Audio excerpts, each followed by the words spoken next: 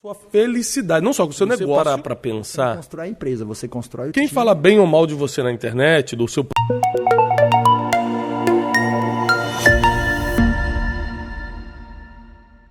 Se você parar pra pensar, você vende pra pessoas, seja produto ou serviço. Sim.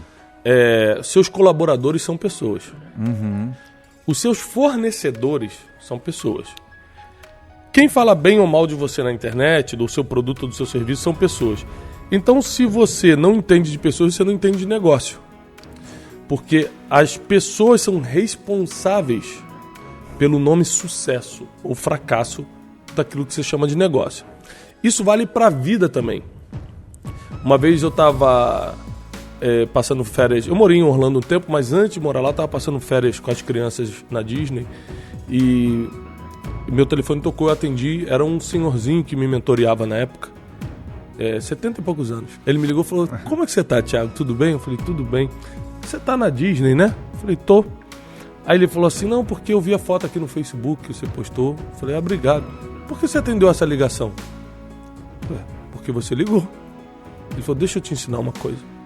Quando você tiver a minha idade e olhar pra trás... Ele é um cara que fez doutorado em Princeton. Uau. Um cara que tem, assim, condições financeiras para 3 gerações, pelo menos. Então, quando você chegar na minha idade, todo o dinheiro que você ganhou, todo o diploma que você tem na parede, nada disso vai fazer sentido quando você olhar para trás. O que você vai lembrar é, aquelas férias de 2001 com as crianças, aquele Natal de 93 e tal. O que você constrói são memórias, e para memórias você precisa de pessoas. Então desliga esse telefone, esquece um pouco dos negócios e cria lembrança nos teus filhos e em você. Aquilo foi uma pancada muito forte para mim, porque eu vi que você entender sobre pessoas tem a ver até com a sua felicidade, não só com o seu negócio, mas com a sua felicidade. Então, quando eu comecei a perceber o valor disso, eu comecei a estudar muito, até porque minhas maiores decepções, minhas maiores frustrações, minhas maiores tristezas vieram por pessoas. Então eu não queria mais repetir aquele ciclo de derrota, de tristeza. Falei: como é que eu posso fazer para que as pessoas não tenham mais esse governo emocional sobre mim a ponto de mudar meu futuro porque elas me ofenderam ou eu me senti ofendido? Quando eu comecei a estudar sobre pessoas, eu comecei a perceber que quanto mais especialista nós somos nelas, mais nós sabemos lidar com a gente mesmo, com nossos problemas, com o nosso sucesso, com o nosso negócio, com a nossa vida, com o nosso casamento e por aí vai, com os nossos relacionamentos. Então, depois de um tempo estudando, eu resolvi escrever o livro Especialista em Pessoas. Entrevistei muita gente estratégica na sociedade para chegar a algumas conclusões que a gente colocou ali.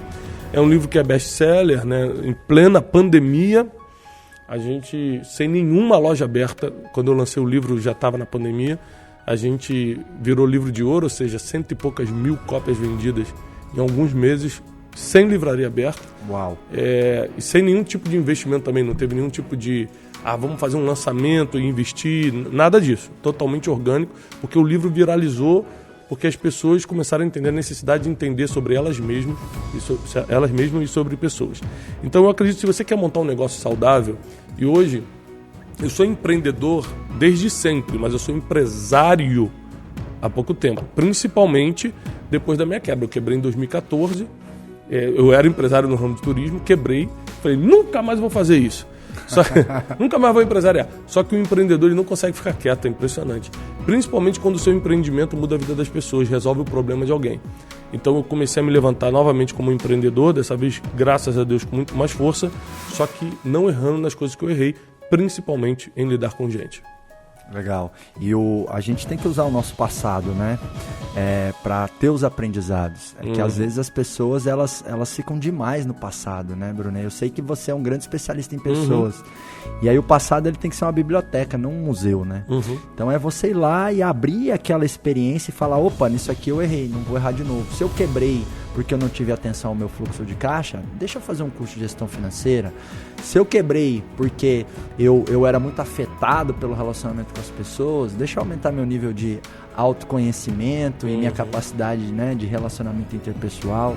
Bruno, como que as pessoas podem, assim, meio que passar a vida limpo e, sabe, usar o passado como fortalecedor e não como limitador? Porque muita gente usa o passado como uma âncora, ao invés de usar como uma embarcação para poder seguir, né, a sua navegação.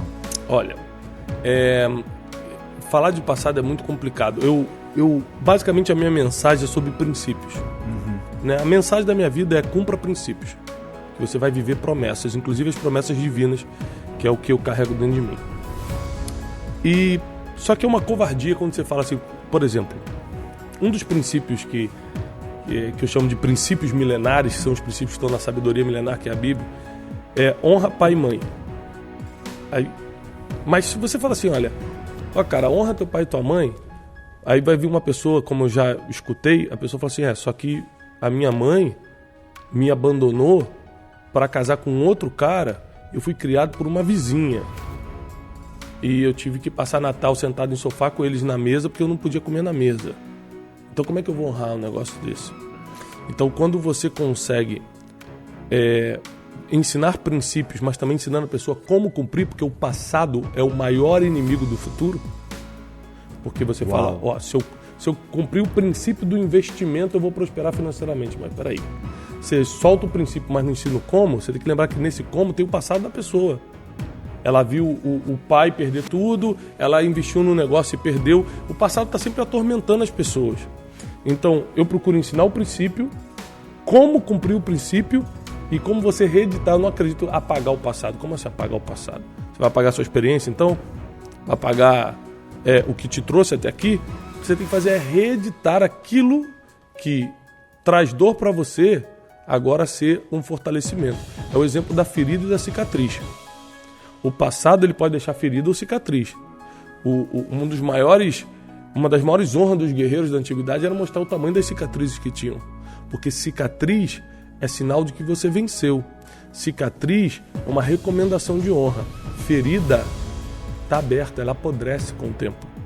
Então, o passado ele tem que deixar cicatriz e não ferida.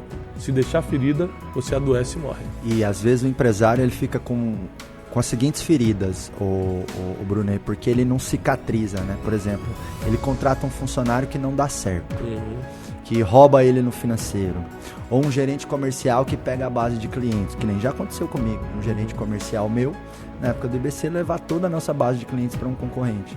E aí você se traumatiza com aquilo e você generaliza e enviesa toda a sua experiência a partir daquilo. Ou seja, aquilo que te fez mal continua te fazendo mais mal ainda. E aí a minha estratégia para não deixar que essas grandes dores se transformem em feridas, mas sim se tornem cicatrizes, é adicionar significado, sabe? E basicamente é perguntar, né, o que eu aprendo com isso? E aí você se torna mais experiente, mas você não se limita.